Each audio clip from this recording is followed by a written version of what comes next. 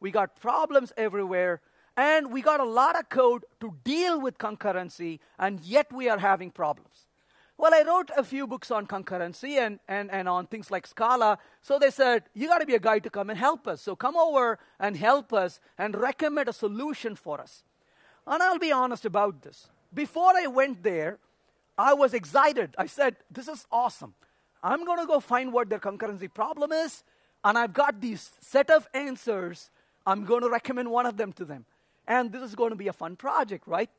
And I told them, send me your code. And at least a few weeks before I come over, I had an NDA, so there was not a problem. And so send me the code, and I'll look at your code before I come over. So they promptly sent the code.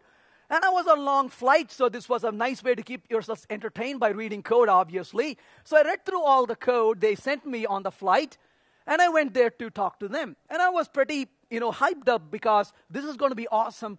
Understand a concurrency problem, propose a solution.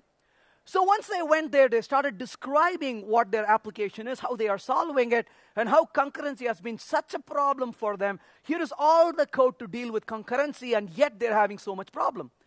After listening quietly for a few hours, that is, and I asked them one question. I said, could you please help me understand one thing? From the user's point of view, where is the concurrency problem? Where is concurrency, first of all? How do you see concurrency in this particular case? And they said, this is obvious, isn't it, that we have a concurrency issue. I said, I'm sorry, but I failed to see it. Could you explain it? So the architect, nice guy, very, very nice, bright guy, spent the time explaining one more time how concurrency is important.